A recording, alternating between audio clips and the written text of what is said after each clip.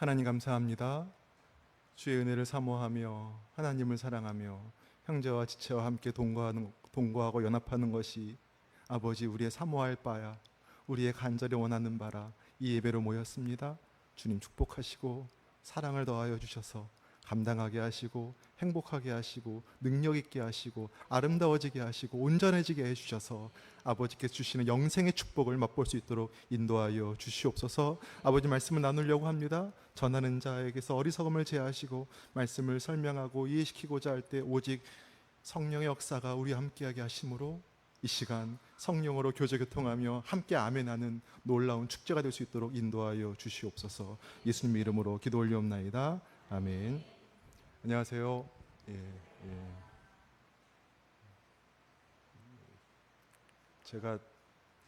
저는 좀 특별하게 목회를 해서 예배가 오후에 있습니다. 그래서 주변의 목사님들 공석일 때 이렇게 주일에 오전 예배를 자주 맞는데요. 연속으로 2번 하는 적은 없습니다. 그래서 근데 좋은 점도 있네요. 지지난주 설교를 하는데 여러분들이 제 설교가 제가 설교 잘하고 못하고가 아니라 받아들이시는 게 너무 좋아서 용기가 좀 생겼습니다. 여러분한테 위기고요.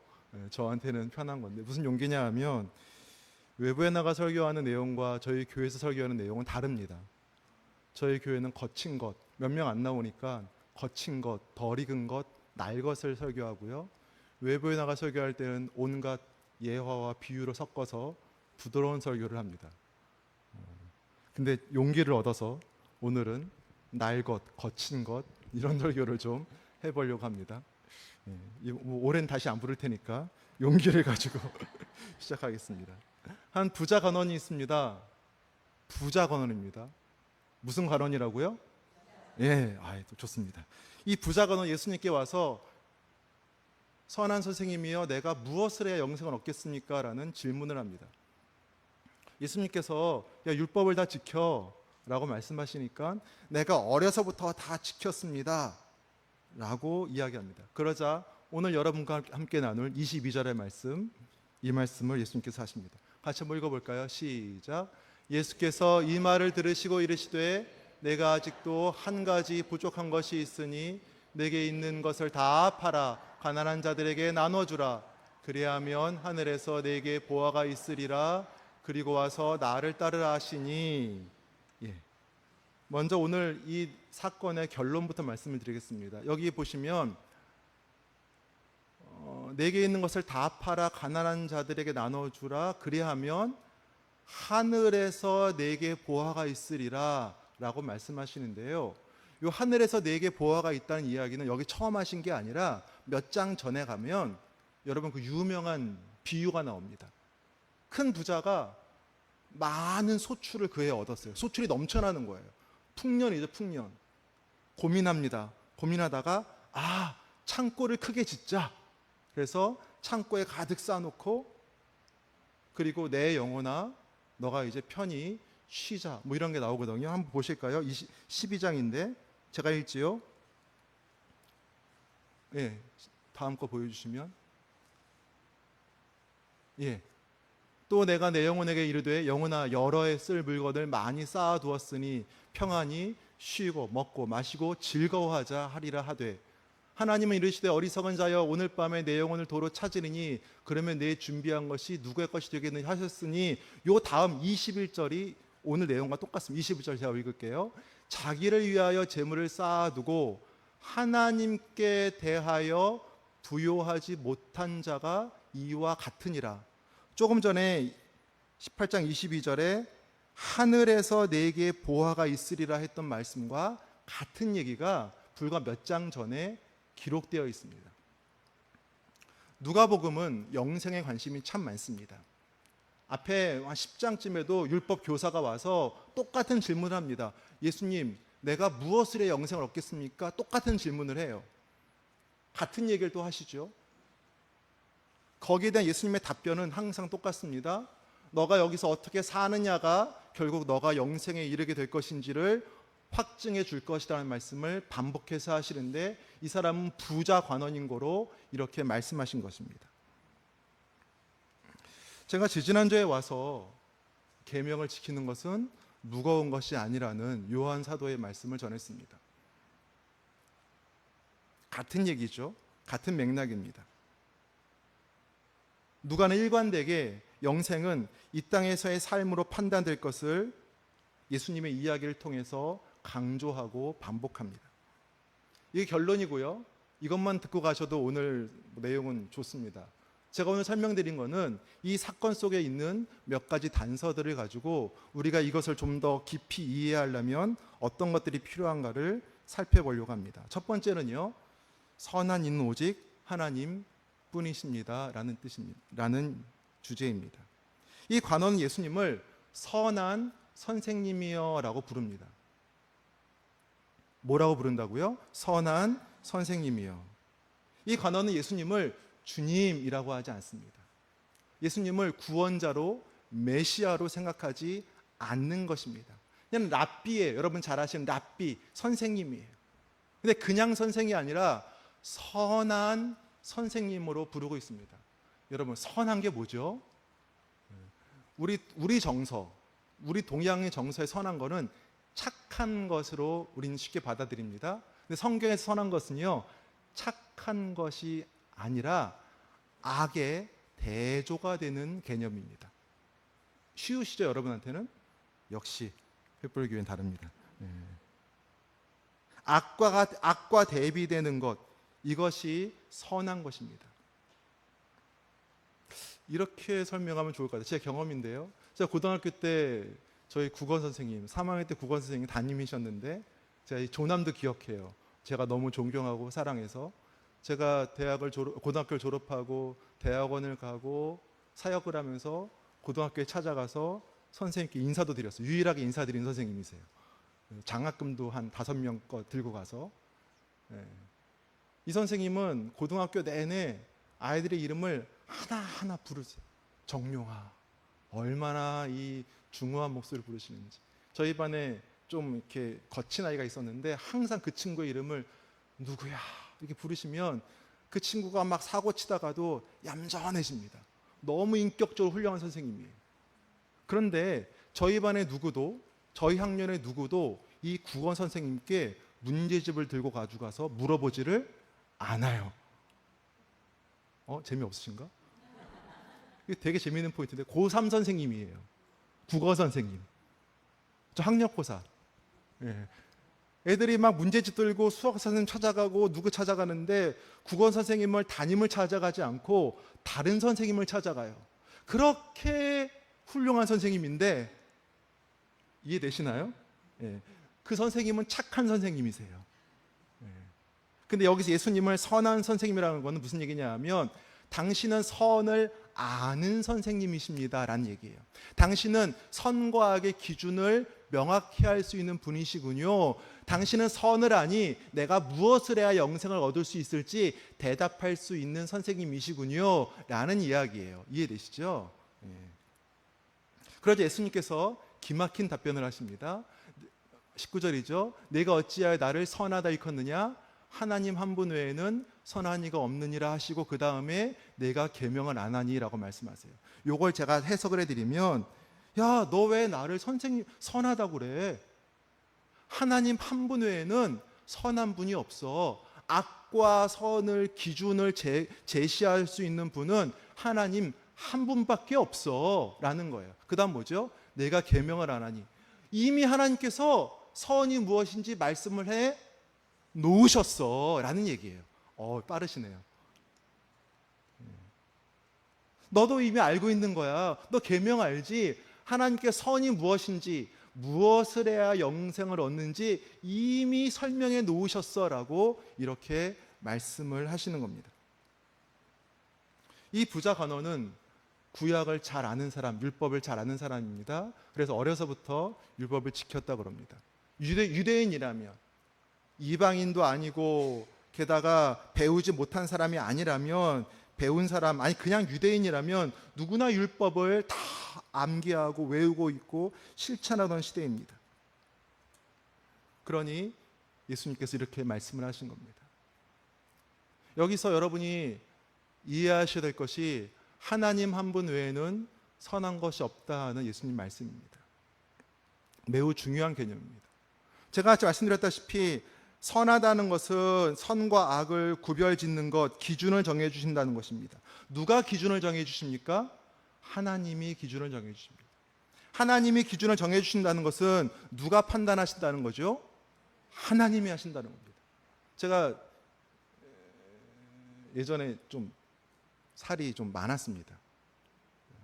지금은 여러분 지금의 저를 보시는 게 다행이고요. 예전에 제가 살이 좀 많아서 현역을 가지 못하고 방위를 갔습니다. 방위도 신교대를 들어갑니다. 방위도 훈련은 받아요. 근데 저는 정리를 잘 못합니다. 정리를 잘 못해서 지금도 아내한테 매일 혼납니다. 제가 지나간 자리에 뭐가 이렇게 많이 놓여 있습니다. 제가 봐도 놓여 있어요. 책도 종이도 속옷도 다 놓여 있어요. 한 10년은 치워주더니 요즘에 안 치워줍니다. 근데 그 관물대라고 그러죠. 이렇게 자기 공간이 이렇게 있는데 훈련소에 매일 조교가 와서 검사를 해요. 근데 제 관물대 지나가면서 잘 정리해 놨거든요. 꼭 이렇게 흐트러뜨리고 가, 제 거는. 그런 사람이 있어요. 저는 그 사람 싫어했는데 꼭 제 걸 보면 다 흐트러 놓고 가요. 그러다가 한 100명 중에 1명 정도는 그냥 지나가요. 걔랑 저랑 차이가 없거든요. 아무 차이가 없어요. 근데 제 거 막 흐트러 놓고 가서 반듯하게 좀 해놓으면 다시 또 와서 또 흐트러 놓고 가요. 나중에 제 옆에 서 있어요. 이렇게. 어떻게 하라는 건지 저는 도대체 모르겠어요. 기준이 누구한테 있습니까? 그 조교한테 있어요. 그 조교가 판단할 때 못 미치는 거죠. 그러니까 다시 하라고 말을 해주지. 다시 하라고 괴롭히는 것 같죠. 하나님의 선하시다는 게 꼭 이런 것 같아요. 기준을 하나님께 정하신다는 것이고 하나님께서 선과 악을 판단하신다는 이야기입니다. 물론 예수님께서 마지막 때에 심판주로 오시는데 심판주로 오실 때 자기의 기준, 자기의 독자적인 기준을 가지고 오시는 것이 아니라 하나님께서 원래부터 세워놓으셨던 기준을 가지고 예수님께서 가지고 오셔서 그 기준으로 심판하십니다. 그러므로 선을 정하시는 이는 하나님 한 분뿐이신 거죠. 여러분, 하나님께서 선을 정하십니다. 선한 분은 하나님뿐이십니다. 하나님이 판단하시고 하나님께 심판하십니다. 여러분 좋으십니까? 다시요. 기회를 드릴게요. 여러분 막 좋으십니까? 이 정도 했으면 짜고 치는 건데 아멘 하십시오. 여러분 좋으십니까? 이게 좋으셔야 되는, 두려워할 게 없는 거예요. 두려워할 게 없어요. 하나님이 선하시고 하나님이 기준을 정하시고 하나님이 심판하신다는 건 우리에겐 소망이잖아요. 우리에겐 소망이에요. 우리는 하나님이 심판하신다는 그 말씀이 오늘을 사는 소망이 되고 우리에게 오늘을 사는 지혜를 우리에게 주는 것입니다. 하나님 판단하실 것에서 우리가 오늘을 사는 지혜와 삶의 방식, 태도를 세상과 다르게 정할 수 있는 기회를 얻기 때문입니다. 소망이 없는 자들과 같지 않고요. 탐욕이 미덕인 세상과 같지 않습니다. 절망과 염세가 빠르게 퍼져나간 세상 속에서 우린 다르게 살 수 있는 거예요. 이것이 우리로 세상 속에서 빛과 소금으로 살게끔 하니 이것을 아는 저와 여러분에게 이것은 희망이고 기쁨이고 즐거움입니다. 이게 좋은 이유가 하나 더 있습니다. 20절에 보니까 내가 계명을 안 하니에요. 이 기준은 오래전에 하나님께서 이미 우리에게 주신 기준입니다. 한 번도 변하지 않았어요. 게다가 이 기준은 누구나 다 알 수 있도록 모두에게 열려있는 기준입니다. 여러분 잘 생각해 보세요. 누구나 다 똑같은 기준을 알 수 있고 다 가지고 있고 다 적용을 합니다. 변하는 게 없어요. 이런 걸 한마디로 말해서 뭐라 그러죠? 공의롭다 그럽니다. 하나님이 선하시다는 것은 하나님이 공의로우시다는 것을 전제로 합니다. 같은 기준으로 우리가 적용받을 것입니다. 이 기준은 누구에게나 형평성이 있습니다. 여러분 이거 너무 좋은 겁니다. 편법과 불법으로 누구는 더해주고 누구는 덜해주고. 여러분 뉴스를 보십시오. 정치인들 뭐 전화 걸어서 어디 취업시켜주고 뭐 이렇게 하지 않습니까? 뭐 그만하죠. 더하면 큰일 나니까. 갑자기 제가 원고를 벗어날 뻔했습니다. 이 공의로운 것도 좋은 건데요. 게다가 더 좋은 건 아까 말씀드렸다시피 이 기준이 특히 우리가 지금 이 기준을 먼저 붙잡고 있다는 것입니다. 세상은 이 기준을 충분히 알 수 있어요. 여러분 서점 나가 보십시오. 교보문고를 가고 어디를 가도 성경 코너가 있습니다. 누구나 성경을 살 수 있습니다. 여러분 서양 사람들 사돈의 팔촌 중에 목사가 있습니까? 없습니까? 있어요. 있습니다. 그런데 그들은 알려고 하지도 않고 궁금해하지도 않고 그 말씀에 순종하려는 생각은 전혀 하지 않습니다. 근데 저와 여러분 어떻습니까? 서점에 가지 않아도 돼요. 여러분 집에 성경책, 저는 제 차에 성경책, 여러분 뭐 성경책에 저희 집에 넘쳐납니다. 사돈의 팔촌이 아니어도 여러분 핸드폰에 다 목사님들의 전화번호가 있고 여러분 그 목사님께 전화 걸었을 때 그분들이 다 받아주실 겁니다. 그 목사는 우리가 조금이라도 게으르면 안 된다고 잔소리하고 호통도 치고 지가 뭐라고 막 화도 냅니다. 막 자기 일처럼. 왜 아예 예배를 안 나오시냐고, 왜 11조 안 하시냐고. 아니 자기가 뭐라고 막 호통도 치고 화도 내고 권면도 하고 여기 올라가서 눈물을 흘리며 기도합니다. 우리 집사님이 돌아오게 해달라고 막 눈물을 흘리며 자기 일처럼 기도합니다. 마치 문제와 답을 알고 시험장에 들어가는 것이 바로 저와 여러분들이라는 사실입니다. 하나님이 선하시다는 건 우리에게 너무나 기쁜 일입니다. 너무나 즐겁고 행복한 일입니다. 사랑하신 지체 여러분, 하나님께서 판단하실 것이며 하나님께서 선하시다는 사실, 그리고 그 판단은 공의로울 것이며 그것이 우리에게 주어졌다는 사실을 믿으시기를 바랍니다. 하나님 한 분뿐이 선한 분이 없다는 사실이 여러분과 저한테 오늘을 사는 힘과 소망과 지혜가 되어서 세상의 산 주간 빛과 소금의 역할을 감당하시기를 주님의 이름으로 축원합니다. 자, 22절 한번 더 볼게요. 두 번째는 예수님께서 말씀하시는 한 가지 부족한 것입니다. 여러분, 이 부자 건어는 어릴 때부터 율법을 잘 지켜왔습니다. 그런데 예수님께 와서 뭐라 그럽니까? 무엇을 해 영생을 얻겠습니까? 라고 물어봅니다. 아까 처음에 시작할 때 이 부자 간원의 모습을 예수님께서 누구의 모습과 비슷하다고 그러시죠? 어리석은 부자와 비슷하다고 그러시죠. 잘 보세요. 율법을 잘 지키는 사람인데 어리석은 부자의 모습이 보입니다. 같이 보이잖아요. 이런 사람을 어떻게 이해해야 될까요? 저는 처음에 율법을 잘 지키는데 어리석은 부자의 모습을 보여요. 전 잘 이해가 안 됐어요. 그래서 제가 여러분께 설교하려고 어떻게 설명할까 하다가 기막힌 걸 발견했습니다. 제 아내가 저랑 가끔 중국집에 갑니다. 중화 요리집이 아니라 중국집에 가끔 갑니다. 제 아내가 항상 말합니다. 나는 짜장 먹을게. 거기까지 말하면 참 좋습니다. 그 다음에 제 아내가 한마디 더 합니다. 당신은 짬뽕이지?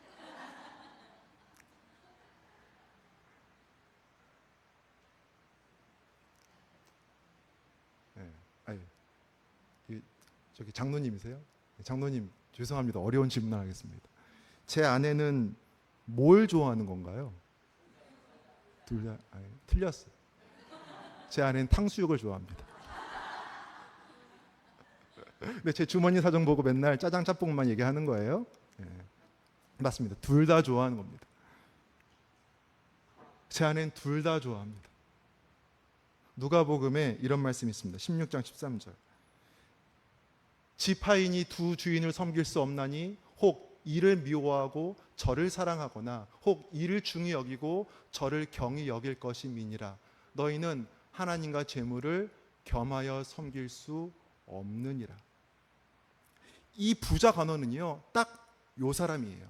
요 16장 13절 말씀처럼 짬뽕과 짜장을 다 좋아하는 사람 아니라 짬뽕과 짜장을 다 섬기는 사람이에요.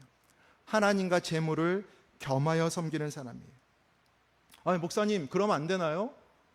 하나님과 재물을 겸하여 섬기면 안 되나요? 하나님께 우리가 좀 풍요로우면 안 되나요? 맞습니다. 풍요는 하나님의 뜻입니다. 여러분 에덴 동산을 보십시오. 거기에 결핍이 있습니까? 하나님 창조하신 세계에 죄가 들어오기 전에 세상에 결핍이라는 건 찾아볼 수가 없습니다. 게다가 선악을 알게 하는 나무 열매를 먹기 전까지는 하나님과 함께 영생하는 것이 하나님께서 원래 생각하신 계획입니다. 풍요는 하나님의 뜻입니다. 그런데 한 사람 개개인의 풍요가 아니라 하나님의 뜻은 모두의 풍요입니다. 이게 차이가 있는 거예요. 이건 어려운 거니까 다음에 다시 여러분 목사님께 들으시고요. 그렇다면 이 간원에게 부족한 것은 무엇입니까? 예, 맞습니다. 이 간원에게 부족한 것은 무엇이냐 하면 재물과 영생 중에 무엇을 더 소중히 여길지를 결정해야 한다는 것입니다. 하나님은 자신을 위해서 재물을 쌓지 말고 하늘에 보화를 쌓아야 그런 자에게 영생을 주시겠다고 말씀하셨으니까 그 말씀을 믿든지 그 말씀을 믿지 않든지, 즉 하나님을 믿든지 믿지 않든지 둘 중에 하나 선택하는 것, 이것이 이 사람의, 이 부자 간원의 한 가지 부족한 것입니다. 여러분, 이건 매우 중요한 이야기라서 조금 설명을 더 드리겠습니다. 이 이야기는 뒤에 연결되는 삭개오 이야기와 그 뒤에 연결되는 열 문화 이야기에서 예수님께 설명을 잘 하십니다.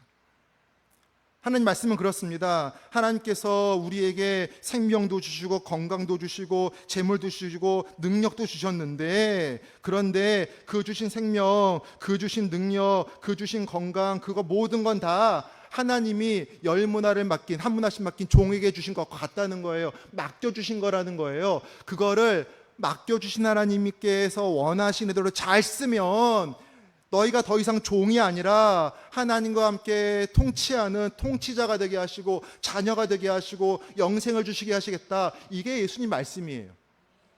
그런데 이 부자 간원은 뭐라는 거냐 하면 청지기인 줄 모르고 맡겨주신 건강, 맡겨주신 재물, 맡겨주신 능력, 맡겨주신 그런 것들을 꽉 붙잡고서 하나님 원하시는 대로 쓰지 않으려고 하는, 그것도 붙잡고 영생도 붙잡으려고 하는 이중적인 모습을 보이고 있다는 것이 예수님의 설명입니다.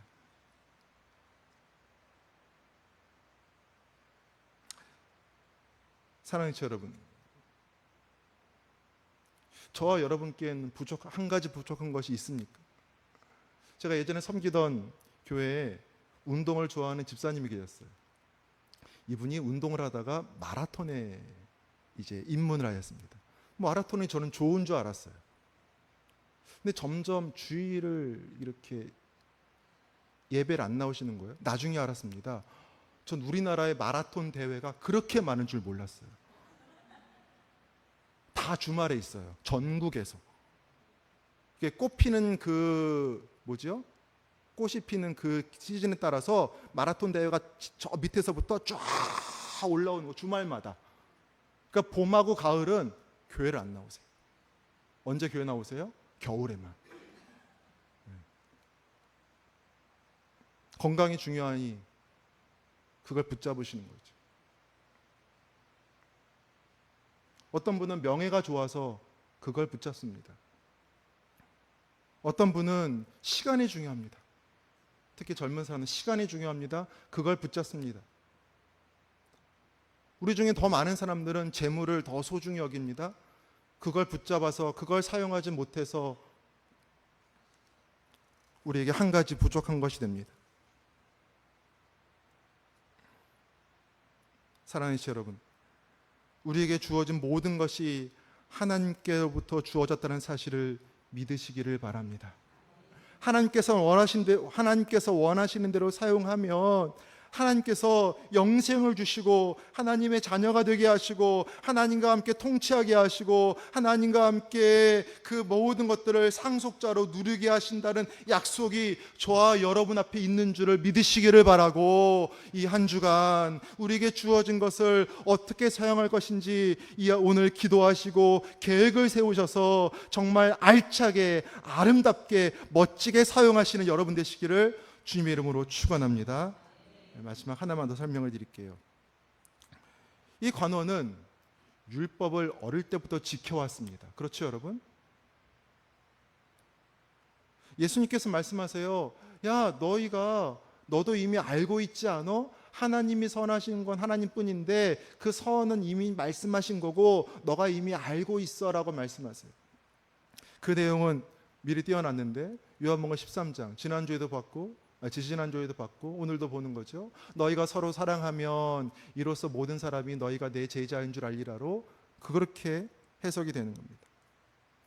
여러분, 율법에는 하나님 뜻이 분명히 나타나 있습니다. 그 뜻이 바로 요한복음 13장 저 말씀이라고 예수님께서 아예 그냥 못을 박아 놓으셨습니다. 그러니까 우리가 예배를 드리건 우리가 헌금을 하건 모든 것은 다 하나님을 사랑하고 이웃을 사랑하기 위한 행위가 되어야 합니다. 우리가 왜 예배를 드립니까? 지지난주 말씀드렸지만 하나님을 사랑하고 지체를 사랑하고 함께 교회를 이루고 함께 영생을 사모하고 서로 힘이 되어서 세상 속에서 빛과 소금의 역할을 잘 감당하자고 함께 예배 드리는 거 아니겠습니까? 뭐하러 같이 예배 드립니까? 집에서 예배 드리지.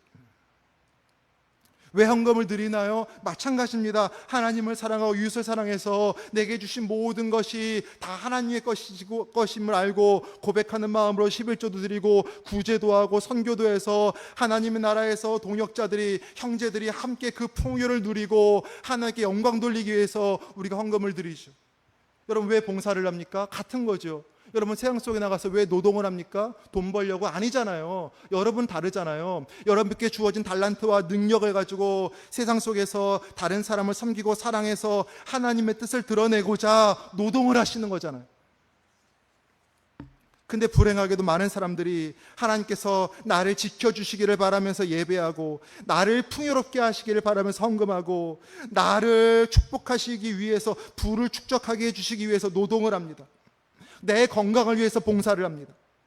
물론 이런 것들이 없는 건 아닌데 이것들 위해서 하는 게 아니라 이건 하나님께서 알아서 주시는 거예요. 그냥 주세요. 더 하라고 주세요. 야, 너 잘하는구나. 저 한 문화 받은 사람 그거 빼앗아서 10문화 받은 사람한테 줘. 무릇 이 종에게는 무릇 순종하는 자에게 더 많은 것을 맡길 거라고, 더 많이 맡겨야 그 사람을 통해서 하나님의 뜻이 더 드러나니까 더 주시고 또 더 주시는 거예요.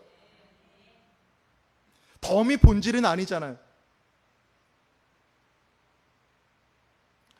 사랑하시는 횃불교회 성도 여러분, 제가 볼 때 여러분은 하나님의 뜻을 잘 아셔서 지난 한 주간 이웃을 사랑하는 마음으로 일터에서 노동을 하시고 가족을 사랑하고 섬기시는 마음으로 가정에서 말과 행동과 섬김을 하셨고 지체를 사랑하는 마음으로 오늘 교회에 나와서 아침부터 봉사를 하신 줄 믿습니다. 이 율법, 이 부자 간원과 다른 줄 압니다. 근데 문제는요, 이게 지속되고 유지되어야 되는데 상황이 녹록하지 않다는 거예요. 삶의 현실은 복잡한 상황, 복잡한 순간들, 어려운 것들이 막 차고 넘칩니다.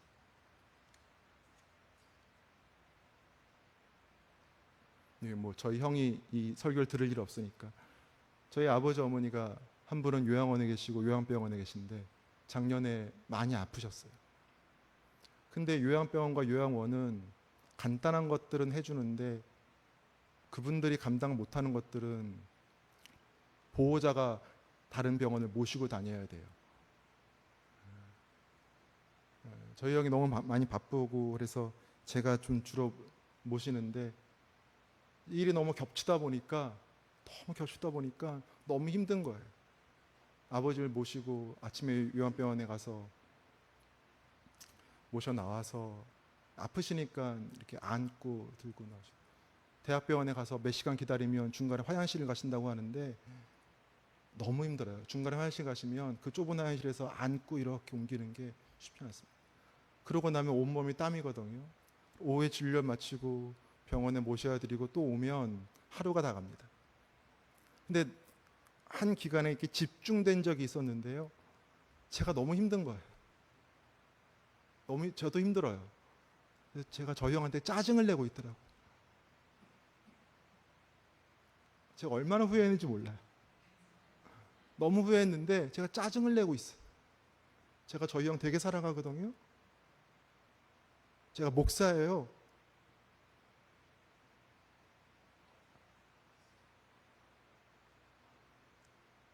얼마나 회개했는지 몰라요. 말씀을 읽는데 눈물이 나요. 내가 내 아버지인데, 내 형인데 내가 이걸 힘들어하고 내가 이걸 왜 짜증낼까? 여러분, 목사인 저도 삶이 힘들면 짜증이 나고 잘 안 됩니다. 잘 안 돼요. 여러분들 얼마나 힘드십니까? 저는 제 연락처가 제가 최근에 정리해서 한 몇백 개로 줄였는데 3분의 2가 목사예요. 네. 어쩔 수 없잖아요. 노예에서 일을 맡고 있어서 한 절반은 목사인 것 같아요. 저는 다 목사로 둘러싸여 있는데도 힘든데, 여러분 삶의 현장에서 불신자들과 함께 생활하시고 그들 사회 속에서 치이고 들이받고 경쟁하고 소외당하고 얼마나 힘드십니까? 그러면 여러분, 하나님을 사랑하고 이웃을 사랑하는 마음으로 살아야 된다는 걸 알고 있는데 그게 잘 되지 않아요. 교회 와서 봉사하는데도 짜증이 나요. 맞죠, 여러분? 저도 그런데요.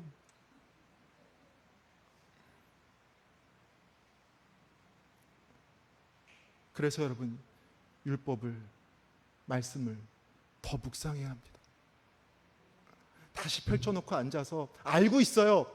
알고 있는데, 주님의 선한 뜻을 알고 있는데 이 상황에서는 어떨지, 저 상황에서는 어떨지 더 공부하고 더 묵상하고 더 기도해야 됩니다.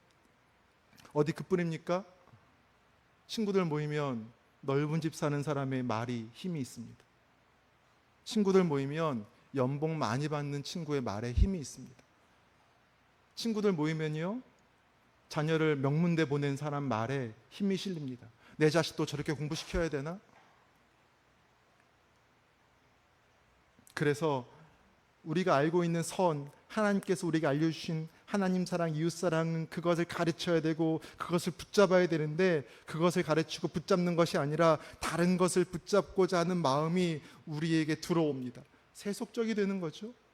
그러니 여러분, 다시 우리는 말씀을 펼쳐야 됩니다.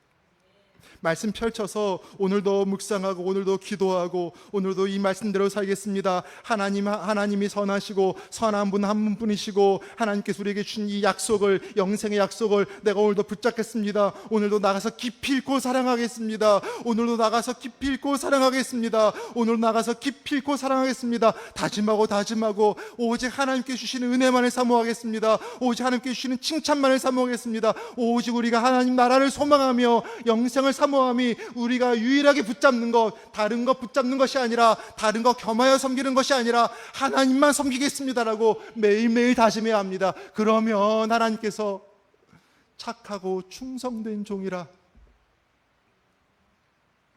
우리에게 칭찬해 주실 것입니다. 제가 볼 때 여러분이 참 지혜로우신 게 좋은 목사를 만나셨습니다. 저 말고요. 여러분 담임 목사. 예. 이 친구가 대학원 때부터 말씀 연구 열심히 하고 하여튼 뭐 지기를 싫어해서 그렇지. 그러니 더 공부하죠. 이번 주에 자기가 좀 진 것 같으면 그 다음 주에 와가지고 더 공부해 와서 너 그거 모르지? 하면서 막 대구 사투리로. 전 못 알아듣거든요, 잘. 전 서울 사람. 근데 그 정지훈 목사가 이 교회 부교역자들 칭찬을 가끔 합니다. 예. 하다못해 듣고 있네. 전도사까지도 칭찬합니다. 예. 여러분, 여러분께서 청빙한 이 목회자들을 놔두지 마십시오. 청소시키지 말고 이런 걸로 귀찮게 하지 말고 말씀을 공부하자고, 말씀을 묵상하자고, 말씀을 배워달라고 졸라대십시오. 이분들이 혹시 말씀을 공부하자고 하면 여러분 선착순으로 나 1번, 나 1번 해서 그 자리 꽉 채워보십시오.